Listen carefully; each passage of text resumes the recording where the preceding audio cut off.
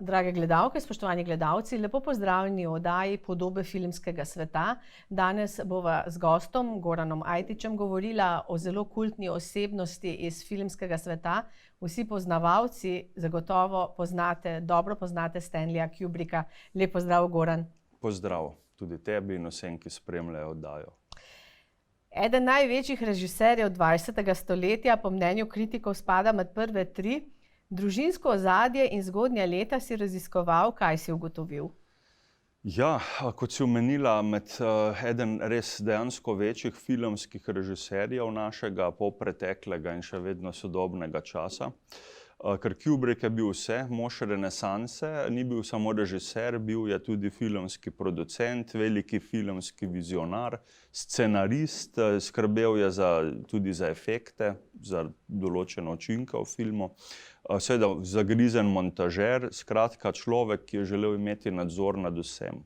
In marsikdo bi se strinjal, da je on tisti, ki je največji pečat filmov v 20. stoletju pustil, ker bo videla na koncu, kako veliko ljudi se zgleduje po njemu drugih in s kom vse bo povezan. To bo tudi velika zanimivost, tudi z določenimi glasbenimi ansambli.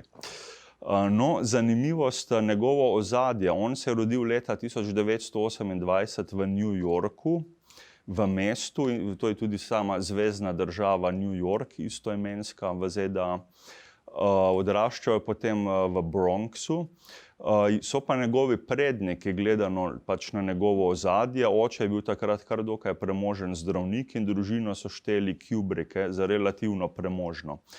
Glede na prednike pa so seveda ni tako dolgo, kar so se njegovi stari starši in starši preselili v ZDA. Po prednikih so v bistvu judovskega porekla in sicer avstrijsko-poljski Judje. Tu je pač tisti glavni izvor Kubricka, kar bo njegova kasnejša vez s Srednjo Evropo, kot bomo videli.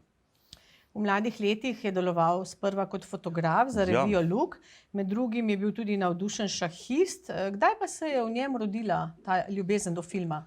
Ja, kot prvo moramo vedeti, Kubrick ni začel kot filmski režiser svoje kariere, sploh pa ne kot poklicni šolani filmski režiser. Daleč od tega, čeravno ga danes kot največjega režiserja poznamo. Visoko šolo je končal v letih 1941 do 1945, torej točno takrat, ko je v svetu divjala druga svetovna vojna. On je bil seveda še mladenič takrat. Zanimal pa se je izključno za šah in za fotografijo, že za časa visoke šole, kot tudi takoj po šolskih letih.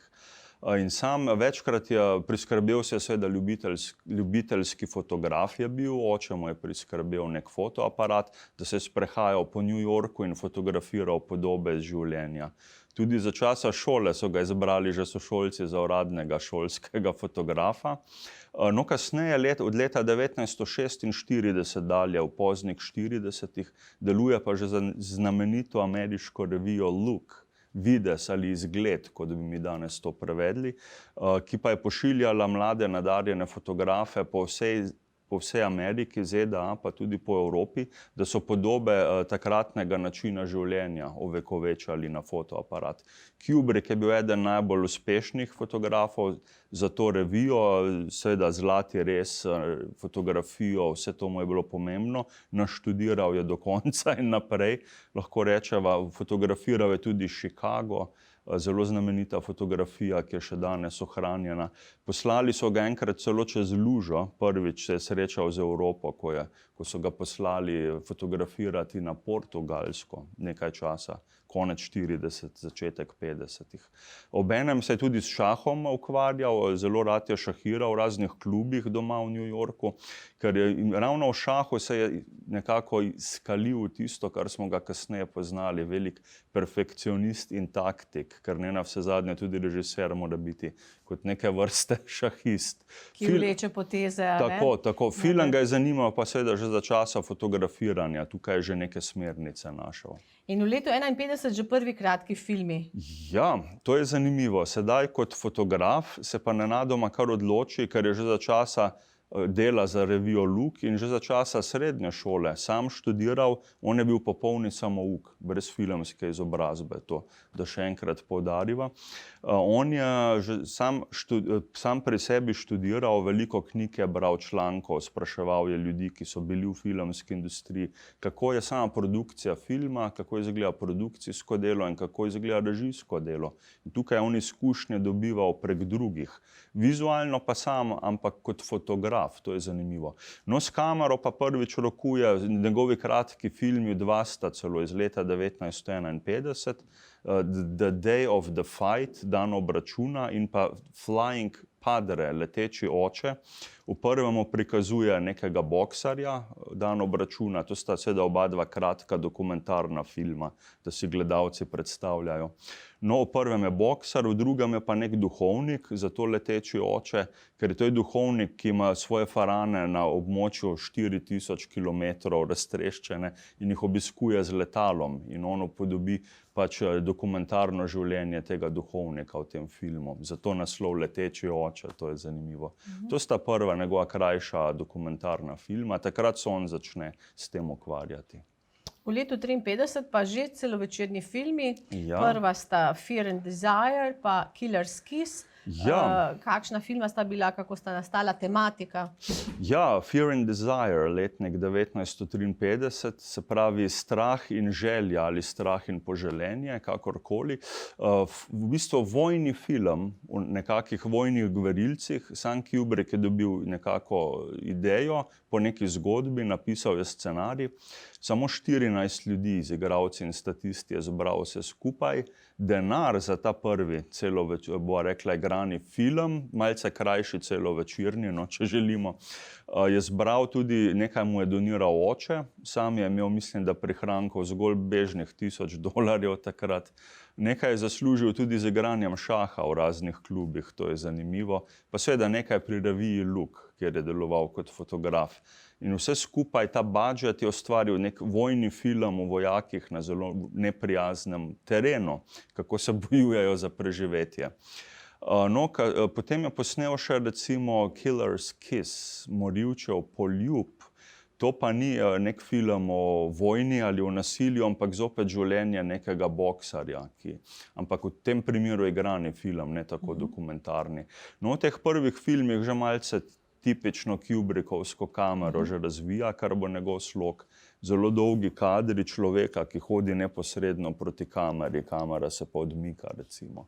To bo zelo izrazito, kot bomo videli v naslednjih filmih. No, njegov prvi pomembni film je iz leta 1957, Steze slave, Paths of Glory. In takrat se začne sodelovanje s Kirkom Douglasom. Ja. Odnos med njima pripelje tudi do naslednjega filma Spartak v letu 60, ki pa je pravi zgodovinski spektakel, ki ga je posnel razmeroma mladenič, ne? Ja, to je zanimivo. No, preden pridemo do dveh filmov, kjer on sodeluje z znamenitim Kirkom Douglasom, takrat že uveljavljenim hollywoodskim igralcem, posname leta 1956 še en film, celovečerni, The Killing, enostavno ubijanje. Zelo krut naslov ponovno, kot smo videli Morilčev poljub, sedaj ubijanje. To pa je že film konkretno z malce bolj znanimi igralci takrat in sicer govori o nekem ponesrečenem bančnem ropu, kako načrtujejo rop banke in se to izjalovi. Film je kar precejšen uspeh v ZDA požel in Kubricka ponesel nekako že do Hollywooda. Tukaj se že on kasneje premakne, se seli v Kalifornijo, da bo tudi videl, kako dejansko profesionalna industrija deluje. Poveže se z igralcem Kirkom Douglasom in posname ta film Paths of Glory ali Steze slave, letnik 1957. To je pa prvi njegov vojni oziroma protivojni film, ker on bo snemal tudi protivojne filme med mnogimi žanri, kot bomo videli. Snemanje načeloma tukaj v Evropi. Ekipa odide v Nemčijo, je pa zgodba o prvi svetovni vojni med francosko in nemško vojsko v jarkih, prikazuje spopade. Kirk Douglas igra enega oficirja v francoski vojski in zopet prikaže Kubrick neko ofenzivo francoske vojske, ki se strahovito izjalovi proti Nemcem. Vendar pa sam film, čeravno je bil potem v Franciji, so ga nekaj časa celo prepovedali, ker je prikazal nepravilno delovanje njihove vojske, je bil ranjen nacionalni ponos, pa tudi v državi Švici je bil nekaj časa banned ali izgnan, odmaknjen film. Šele v 60-ih, 70-ih letih, da so ta film tam sprejeli. Bil je pa zelo uspešen nasploh pri drugih evropskih in ameriških gledalcih. No, 3 leta kasneje pride še večji film Spartak, kot si omenila, zopet na prigovarjanje Kirka Douglasa, ki mladega režiserja spodbuja, nadarjen režiser si Stanley, posnemiva sedaj pa zgodovinski spektakel po vojnemu filmu Spartacus, letnik 1960. Tukaj gre ta hollywoodska ekipa sedaj v Španijo, snemajo v Španiji, ker se dogaja v antični Italiji, v okolici Rima. Ogromno statistov nastopa. Govori film seveda o uporu sužnjev, o uporu Spartaka in njegovih sužnjev proti rimskemu imperiju, prvo stoletje pred Kristusom. Španska vojska, španski vojaki v filmu nastopajo kot rimski legionarji, jih napravijo seveda v kostume.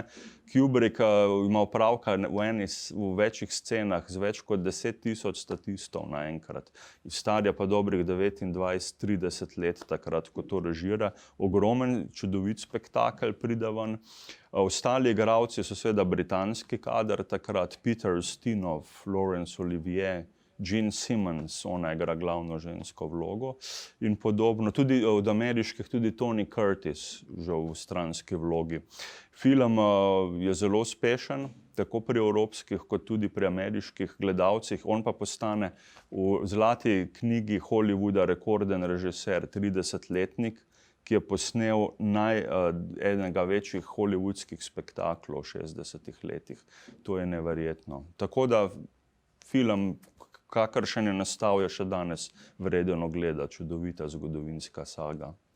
Potem je prišlo do razdora z Douglasom in s Hollywoodom. In zakaj Kubrick v začetku 60-ih let zapusti ZDA in se naseli v Veliki Britaniji? Ja, tukaj pride pa malce do točke, ko mora malce bolj spregovoriti, do preloma, ne samo v njegovi karieri, celo v njegovem življenju.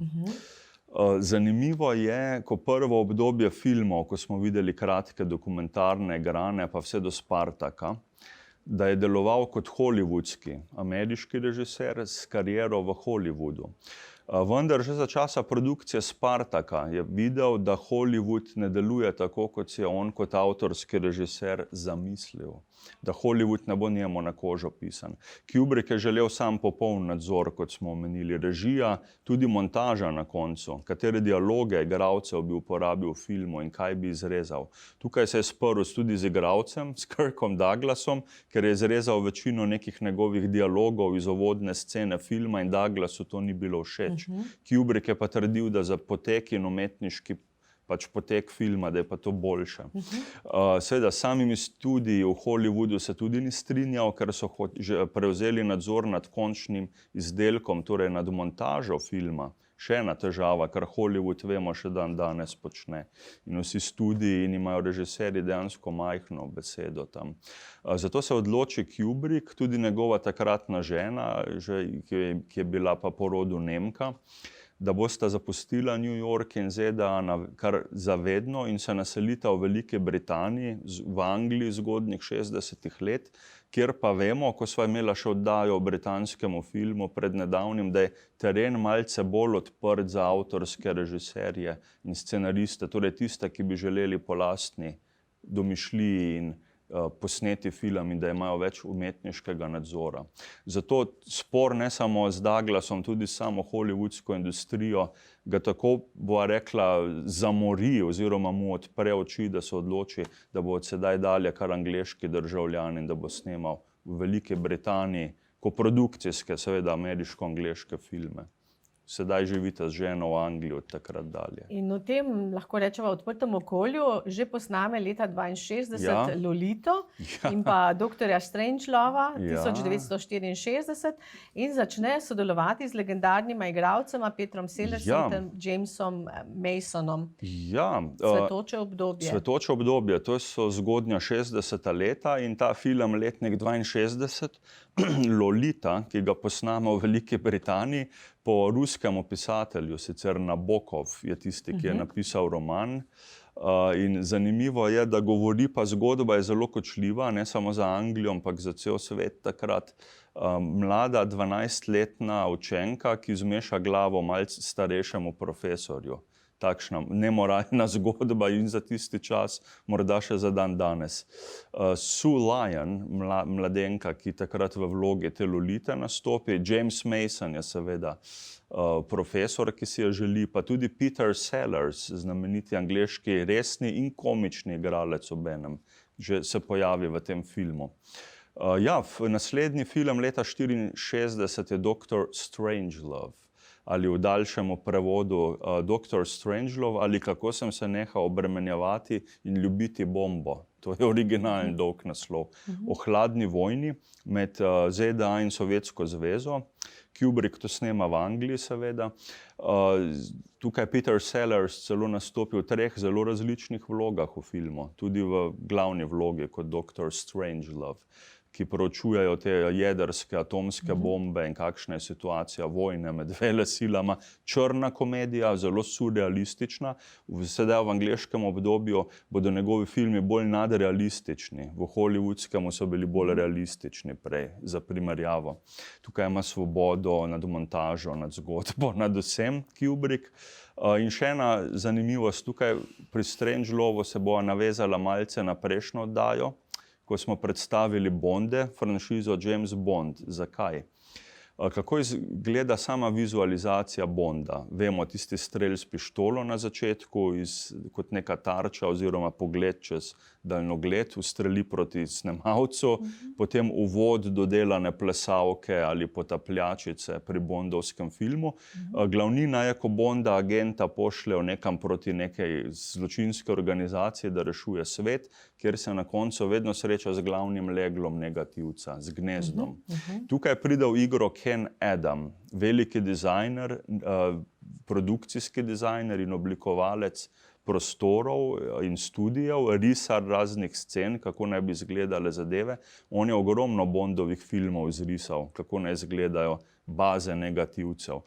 Kubrick pa istega moža uporabi, znan je prav zaradi Kubricka ta Ken Adam, nemški ta dizajner v Angliji, in on nariše za Dr. Strangelove znamenito to vojno sobo, War Room, ki je takšna med realističnim in nadrealističnim, tako kot sta se Adam in Kubrick zamislila. In to je ena tistih glavni vrhunec filma, tudi kjer se ti sestanki dogajajo. Tako da Kubrick kot vizualist vidimo ne samo kamera in snemanje in tematika, tudi Kena Adama angažira za ta film. Žal sta samo pri Strangelovu sodelovala. In Lolita in Strangelove sta zelo opazna filma takrat. Leta 1968 Kubrick posname enega največjih znanstveno-fantastičnih filmov vseh časov. 2001, Vesoljska odiseja. To je boom film konca 60-ih. Kakšen je in kako ga je publika sprejela ter kritiki? Odkot pa mu pravzaprav tudi ideja za znanstveno fantastiko? Zdaj vidimo že ves čas, da Kubrick ni samo žanrski režiser, da bi se enega samega žanra držal, ampak je tisti, ki so njegovi filmi žanrsko zelo razgibani in bogati. To ga tudi od drugih režiserjev malce ločuje. Podobno kot njegov sodobnik, angleški režiser John Borman, ki je tudi zanimivo različne žanre in vsakega uspešno posnel. Znanstvena fantastika mu je že od nekdaj bila blizu. Vidimo, da je 4-letna razlika med Strangelovom in Odisejo, ki je posneta šele 1968. 4 oziroma 5 let je pripravljal ta znanstveno-fantastični spektakel po romanu angleškega znanstveno-fantastičnega pisca Arthurja C. Clarka, zelo cenjen pisec takrat znanstvene fantastike. Kubrick je sam scenarij razvil skupaj z njim. Tudi scene, sami dizajni, te vesoljske ladje, ki se pojavljajo v vesolju. Vse so naredili v teh londonskih studijih takrat. Kubrick se je leta s tem ukvarjal in z maketami. NASA mu je nekaj opreme posodila, ta ameriški vesoljski program so mu v London poslali. Potem recimo tudi, ki je dobil pa sploh navdih, zakaj se je za ta roman Clarka odločil, zaradi češko-slovaškega filma ki je letnik 1963, znanstveno-fantastični film iz Novega vala, češkega, film z naslovom Ikarije 1XB.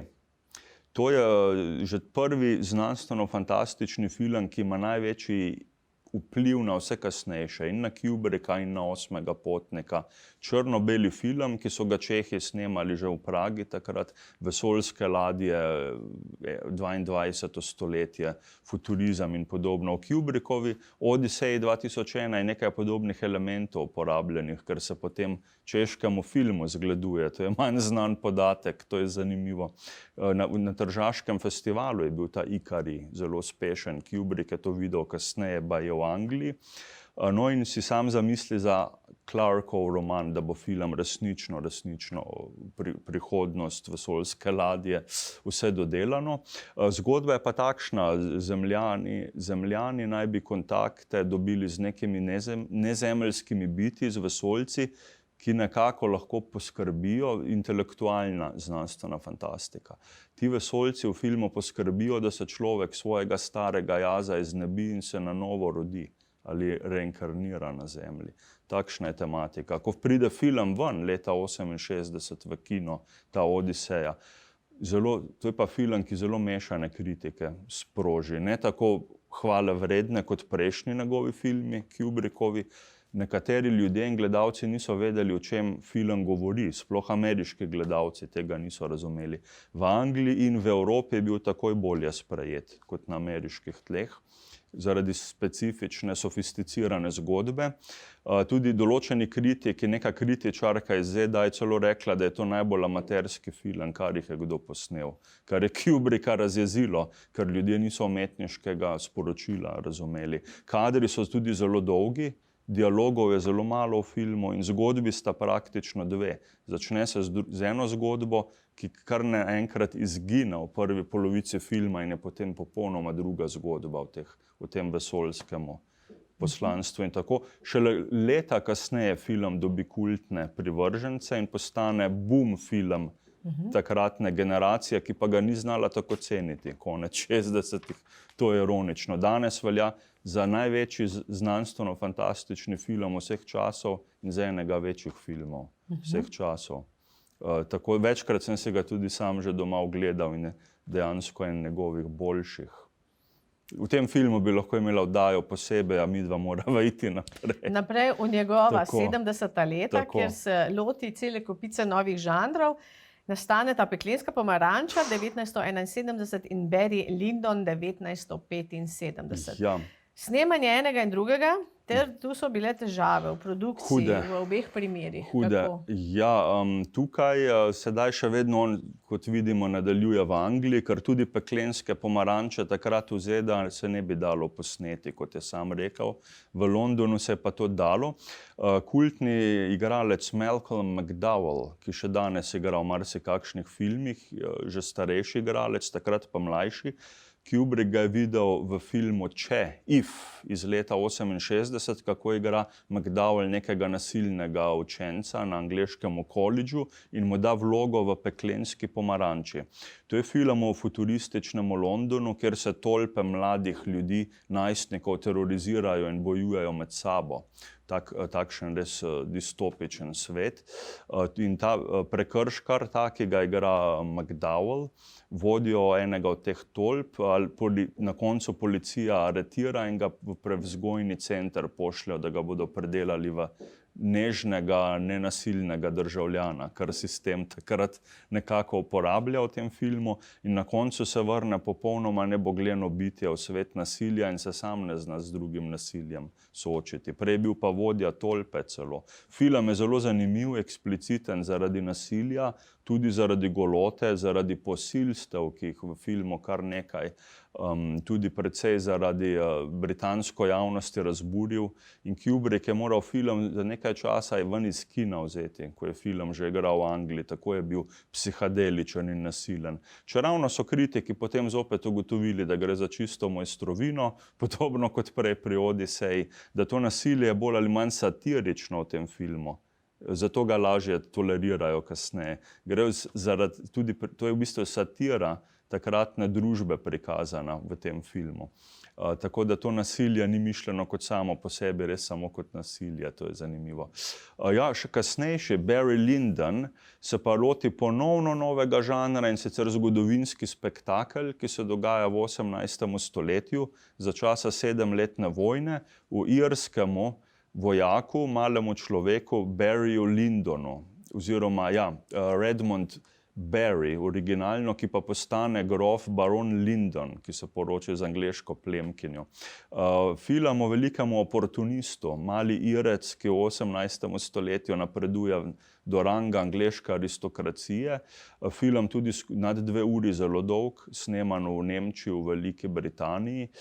Kostumografija 18. stoletje, vojaški spopadi med Veliko Britanijo in Francijo so poetično prikazani.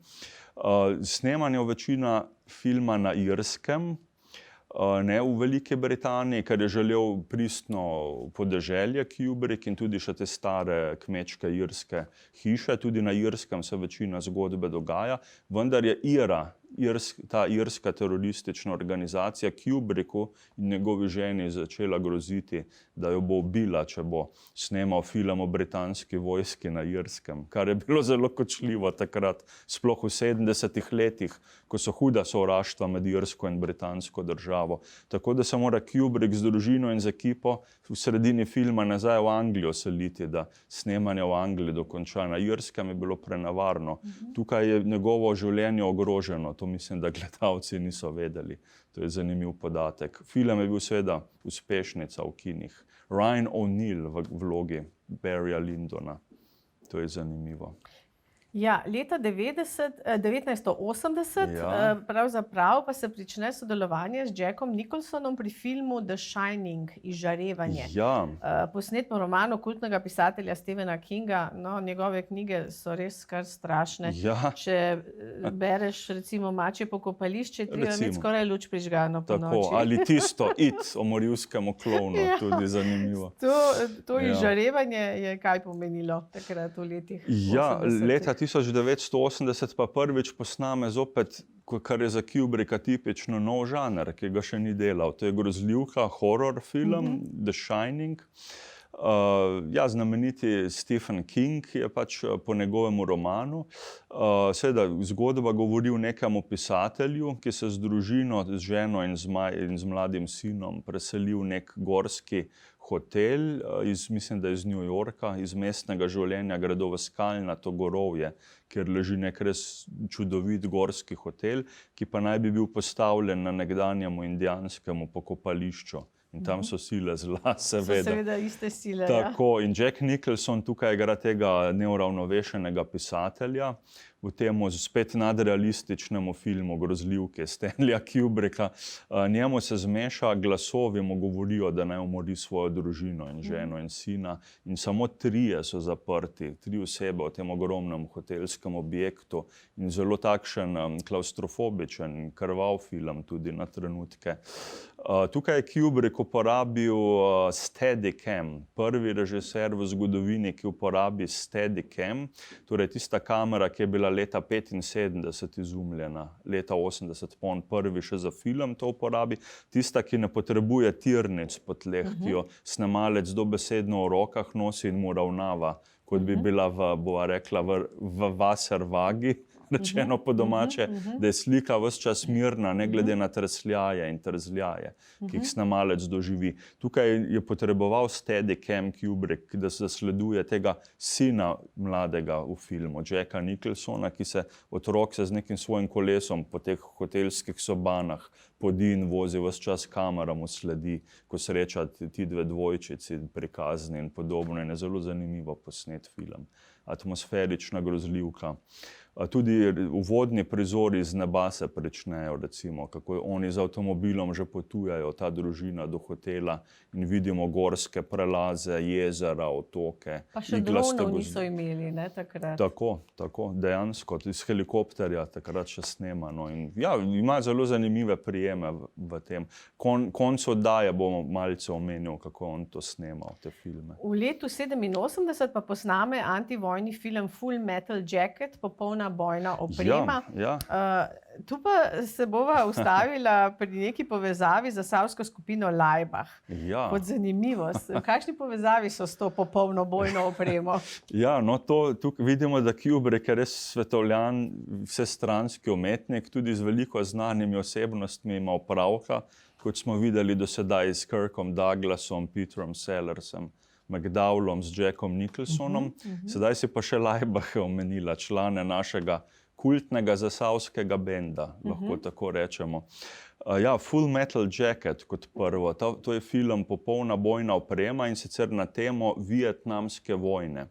Videli smo že v Stezah slave, ko je snemal film o prvi svetovni vojni, Francija, Nemčija. Tukaj se dotakne pa ameriške vojske, ameriških vojakov v Vietnamu in gre za enega bolj realističnih vojaških filmov tukaj. Prva polovica sploh ne vidimo vojne v tem filmu, ampak sam drill, urjanje ameriških vojakov doma na ameriških tleh. Čeravno je cel film in ZDA in Vietnam zopet v Angliji snemano. To je zanimivo, dogaja se pa pač tam dotično. No, in prvi del je drill, drugi del je šele ta vojna, ker pokaže te vojake, ki so v Vietnamu in se s temi grozotami spopadajo. Na koncu imajo težave z enim samim vietnamskim ostrostrelcem, ki kot za malico pobira te vojake, na kar ugotovijo, da je to celo ženska ostrostrelka. Film je zelo tak antivojen, antinasilje prikazuje, vendar seveda vojna, vemo, da je kruta in Kubrick očitno je bil zelo protivojno razpoložen. Takrat tisti čas sem zasledil nek podatek, zato bova zdaj omenila. V Londonu so se že nahajali člani kultnega benda Laibach, našega slovenskega. Bili so že znana glasbena skupina, vemo, konec 80-ih let so imeli že dosti etaže za sabo. In takrat so v Londonu tudi priložnostna dela iskali, poleg tega, da so se z glasbo ukvarjali. In Kubrick jih je v tem filmu zasedel kot statiste v filmu, Full Metal Jacket, tako da se celo pojavijo nekje v filmu. Večkrat sem se ga že ogledal, nisem opazil, kje se oni pojavijo, pa vendarle so uradno bili vključeni v film, tako pravijo podatki. To je zanimivo, kot zanimivost, da omeniva. Njegov zadnji film pa je Široko zaprte oči, leta 1999. Posneli so ga po motivih romana avstrijskega pisatelja Arturja Schnitzlerja iz časov Avstro-Ogrske. Tu sta bila še poročena Tom Cruise in Nicole Kidman, to se v filmu vidi.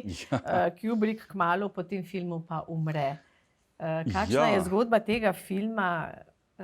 Neke maske, oči zakrite in tako naprej. Sedaj vidimo tudi, ko pridemo do njegovega zadnjega filma, zopet velikega, kot je vsak njegov film poseben in zelo velik v bistvu. Vidimo, da so velike časovne razlike med njegovimi filmi, sploh med zadnjimi. Peklenska pomaranča 71-letnik, Barry Lyndon 75, Izžarevanje 80, potem zadnja dva filma je pa še večji razpon.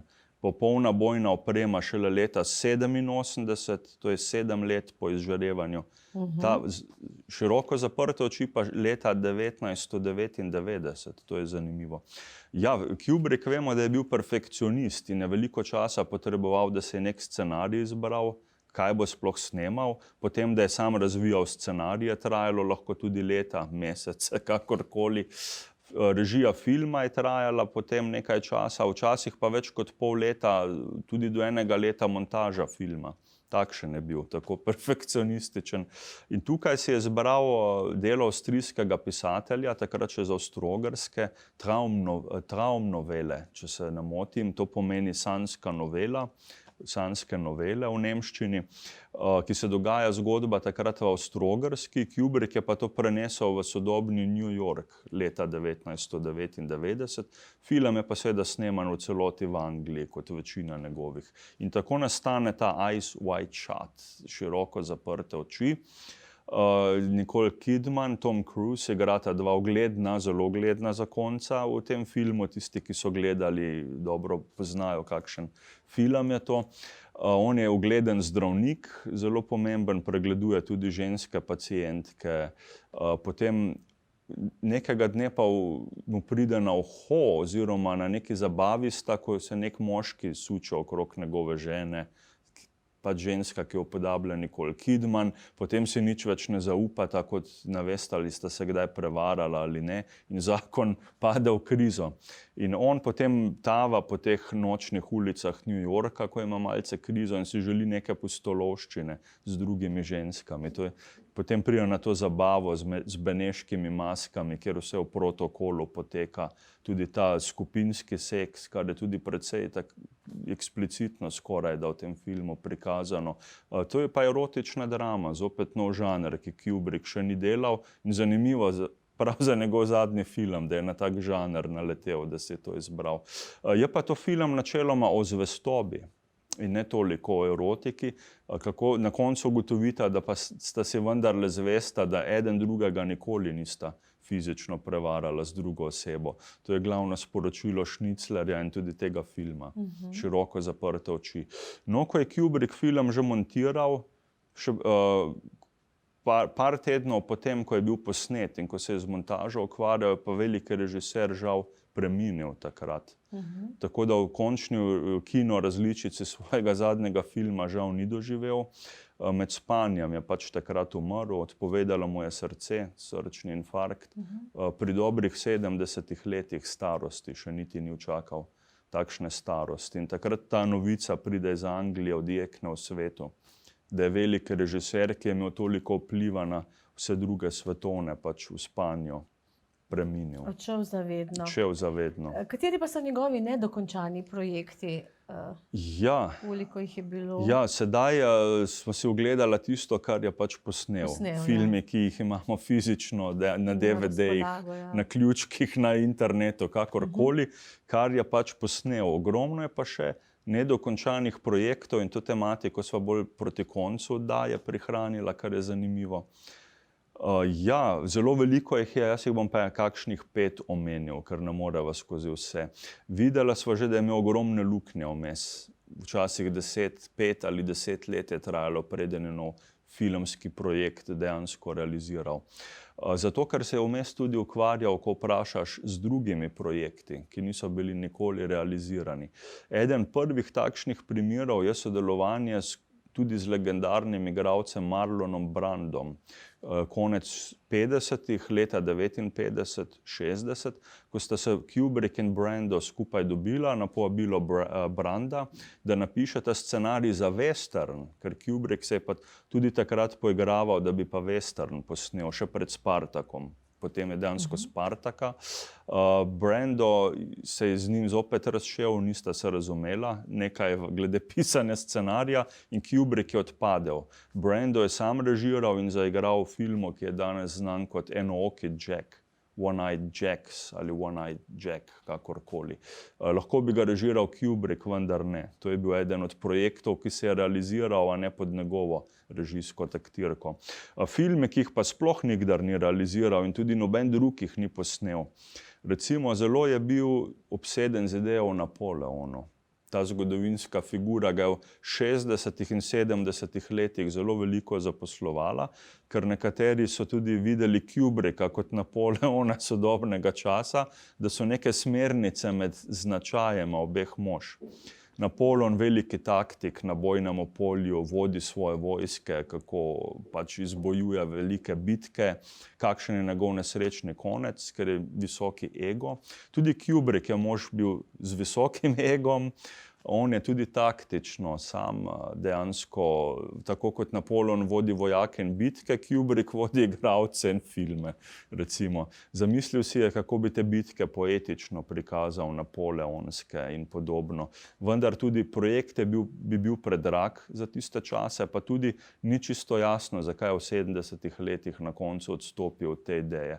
Tako da pri napisanemu scenariju je ostalo, Kubrick pa tega nikdar ni realiziral.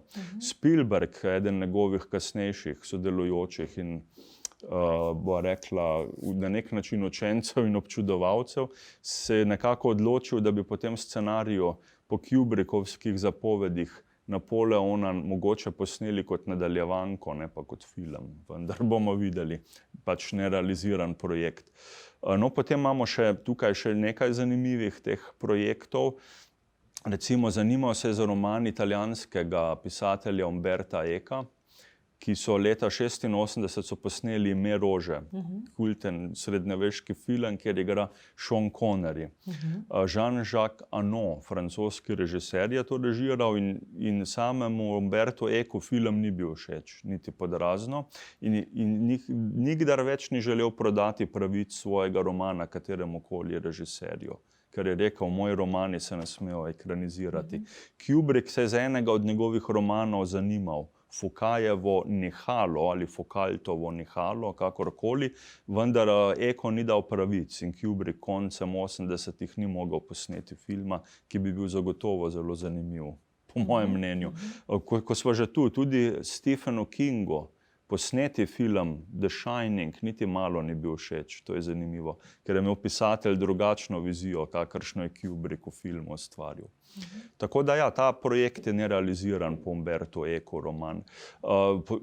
Zanimal se še enkrat Kubrick za konkretni pornografski film, da bi se tudi v tem žanru poskusil film z naslovom Blue Movie, beli ali Blue Film. To je modri film, tako bi bilo naslov, vendar ni imel nekako, sam je priznal, da nima tistega poguma, da bi šel do konca in je avtorja te ideje za ta modri film odslovil, tega moža, ki je prispeval idejo, češ tematika toliko, kot me zanima, po drugi strani me pa odbija, ker me malce strah, da bi se tega žanra lotil. Očitno se je z široko zaprtimi očmi zadovoljil na zadnje, da je čisto dovolj. Sedaj pa še za moje pojme najbolj zanimiv, nerealiziran projekt Kubricka.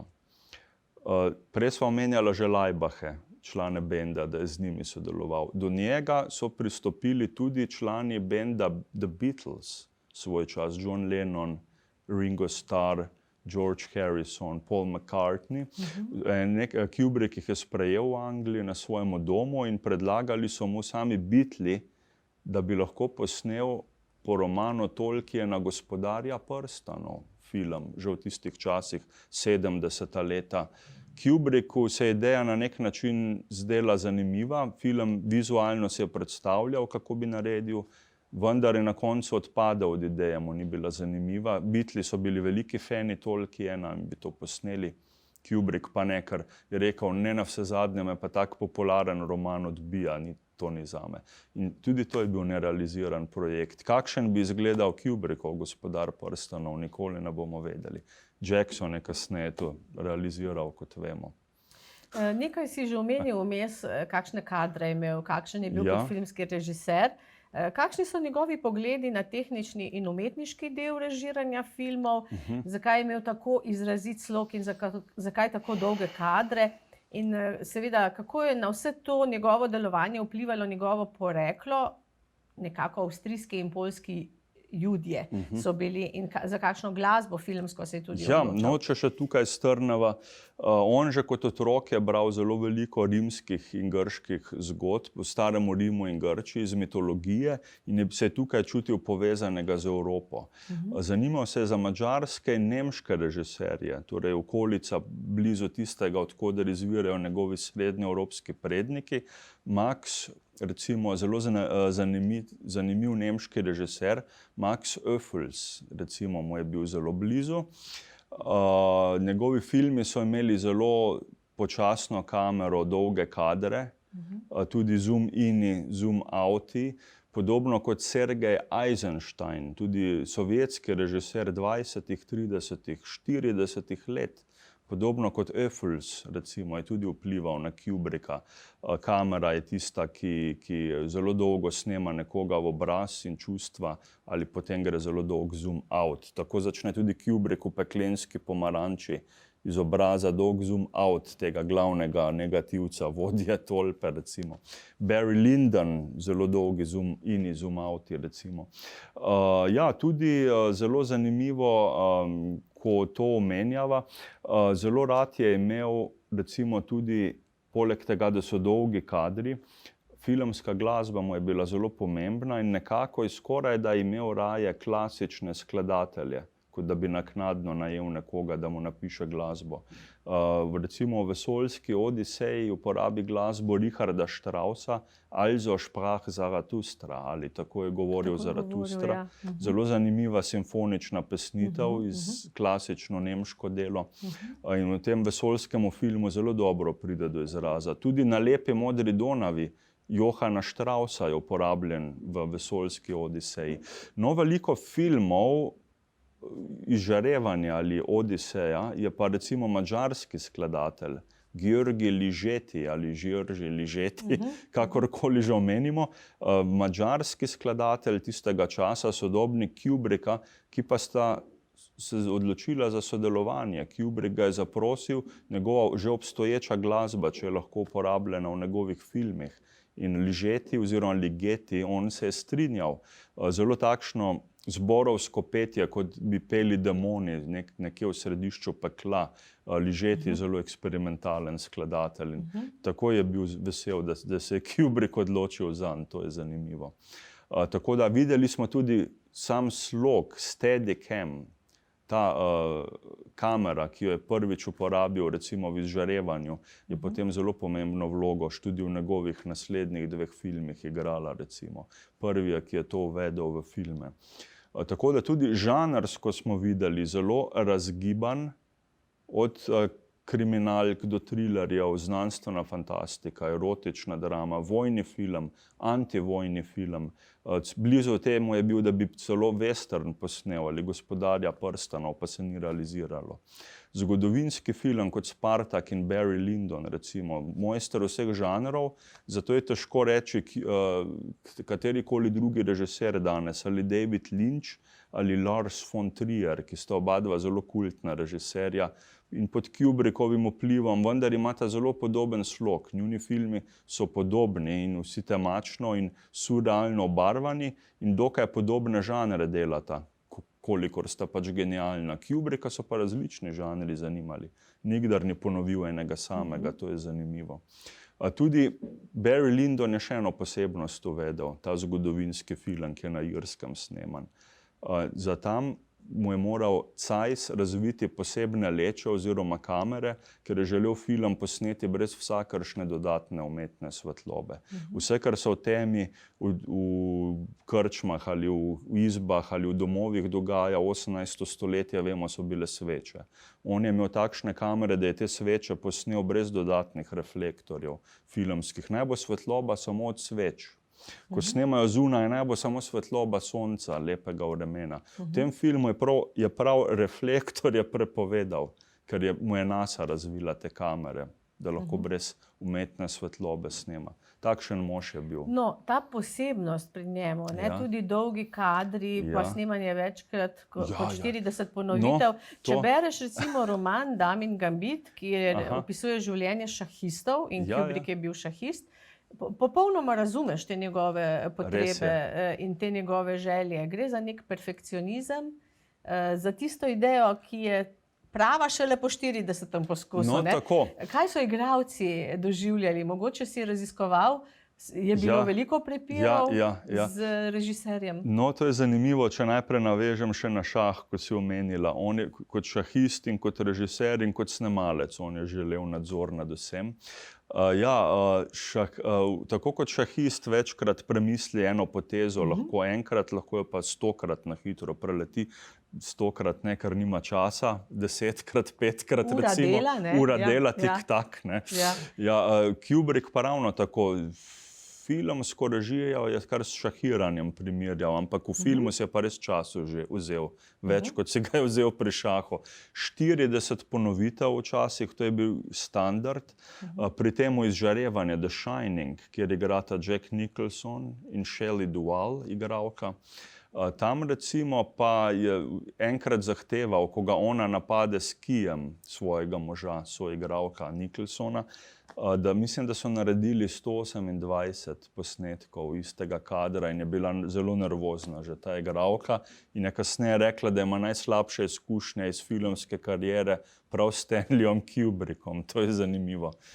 Tudi nasploh široko zaprte oči, ko sta igrala Tom Cruise in Nicole Kidman, tolikokrat je ponavljal, da je bil včasih kar malce naporen, tudi ne samo za igralsko ekipo, ampak tudi za tehnično recimo, ampak on je želel dobiti ven res A kader, nikamor se ne mudi, da imamo cel dan, imamo denar, budžet, imamo opremo, kadre bomo delali v nedogled. Najbrž so igralci že izmučeni, naveličeni, lačni, pa vedno znova in znova. Ja, zanimivo je pa, včasih je pa sam priznal, ne, tudi če 40 ali 50 kadrov naredijo igralec, včasih dobi že v prvem kadru ven Kubrick to, kar je želel. Po njegovem mnenju je igralec prvič največ dal od sebe.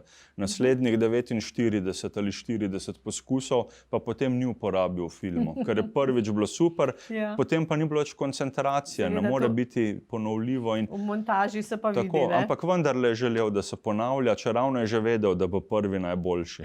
To je zanimivo, jih je mučil naprej. Na polno. Tako, navada. Omenila sva, da ste se ženo preselila iz Združenih držav v Veliko Britanijo, ampak v igri je bila celo Avstralija, ne? Zakaj pa sta zapustila? Dejala sva, da tam v Hollywoodu... Hollywood mu ni bil preveč pogodu, čeravno tudi, ko je bil v Angliji, sodeloval s hollywoodskimi producenti in z igralci. Pa vendar, ne samo to, tudi sama ZDA, torej domovina njegova, sploh pa mesto New York, mu je čedalje bolj temačno postajalo, ko je bil še mlad s to tretjo ženo, ko sta tam živela. Nivo kriminala je konec 50-ih in v 60-ih zelo začel naraščati v New Yorku. Nihče ni bil več varen sprehajati se, iti ven po noči na te ulice ali zvečer ali že v popoldnevih. Tam so vladale tolpe, tam je bilo nasilje in nasploh po vsej ZDA se je nasilje širilo. Vemo, danes je še 10-krat hujše, kar se dogaja v Ameriki. Kubricka je pa to motilo že takrat, leta 60. Poleg tega, da ni našel skupnega jezika s hollywoodskimi zapovedmi tistega časa in zato sta se selila v Anglijo. No, je pa še nekaj treba omeniti, nekaj časa je bila pa Avstralija ogledana še pred Anglijo. Zakaj? Ker je bil Kubrick tudi malce, bo rekla, prestrašen, kar se tiče, bil je sodobnik hladne vojne, ki je takrat med velesilama potekala, ZDA in Sovjetska zveza. In je bila resnično nevarnost jedrske vojne, da bodo spustili bombe eden drugemu, kar je kasneje satirično v Dr. Strangelovu sam prikazal v svojemu filmu.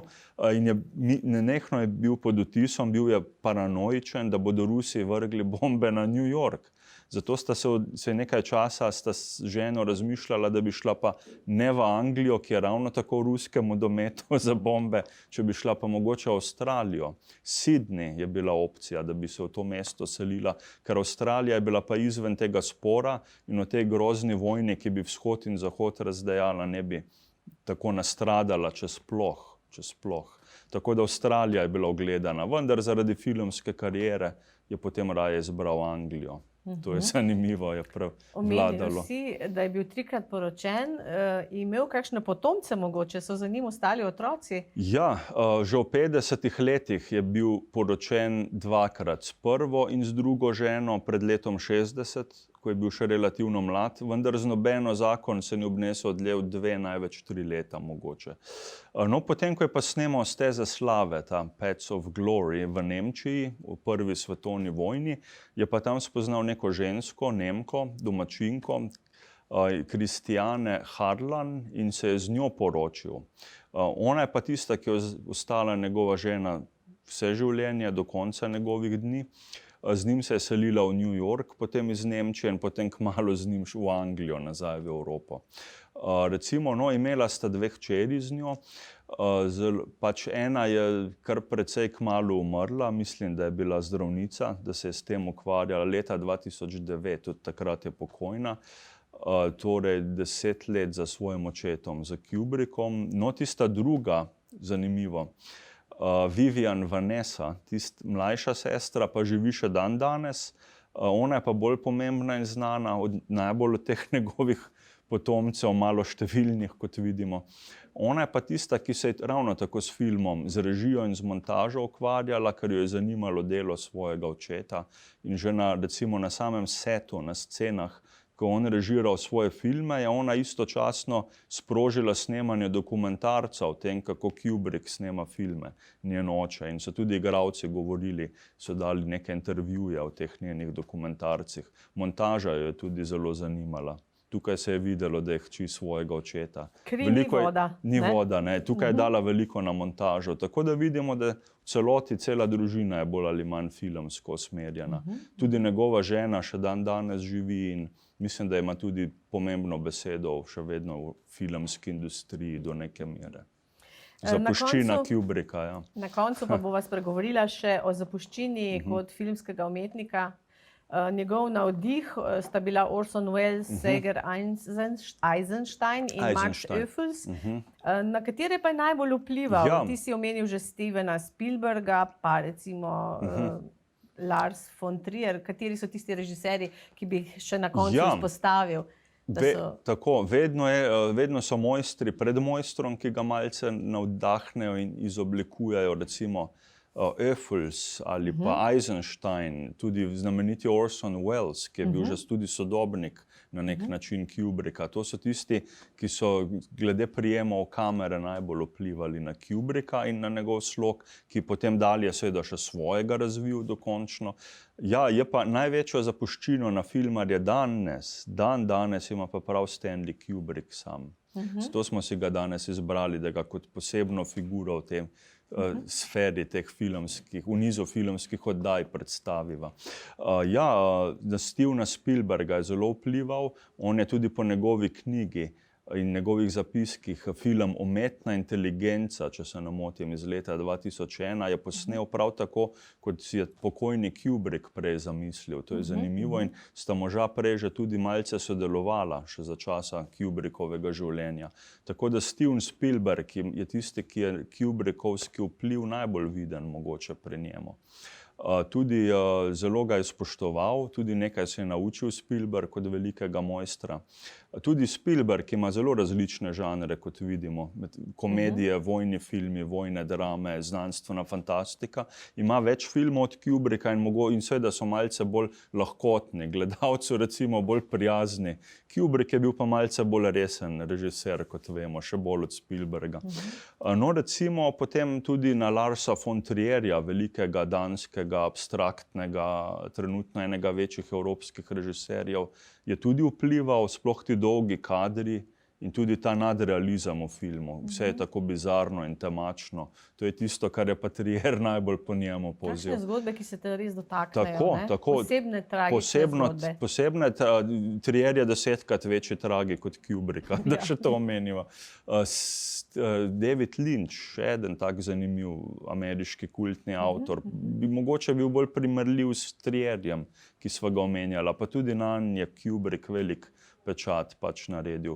Drugi režiserji, recimo v Hollywoodu, so še Tim Burton, režiser temačnih, recimo prve dva Batmana z Michaelom Keatonom, tudi njemu je igral Jack Nicholson, recimo Jokerja. Johnny Depp je hišni igralec, recimo Tima Burtona pod Brezglavi jezdec film. Helen Bonham Carter, ki je celo poročena bila svoj čas z Burtonom. To je zanimivo. Recimo nanj je tudi velik vpliv Kubrick pustil. Ridley Scott, veliki angleški režiser v Hollywoodu, tisti, ki je režiral Gladiatorja leta 2000, ali prej Osmega potnika ali Iztrebljevalca, kultni znanstveno-fantastični filmi, kjer je Scott sam citiral, priznal je, jaz sem pod vplivom Kubrickove Vesoljske odiseje, ko je snemal 10 let kasneje prvega Osmega potnika, recimo. Tukaj se vidi neizbrisen pečat in vpliv velikega mojstra na današnje mojstre, na vse te režiserje, ki še danes delujejo. Brata Coen, Ethan in Joel Coen, zanimiva satirična kriminalna drama, kriminalka Fargo, recimo, kakorkoli, Veliki Lebowski, črna komedija, Kdo je tu nor, to so filmi bratov Coen, vidi se vpliv Kubricka.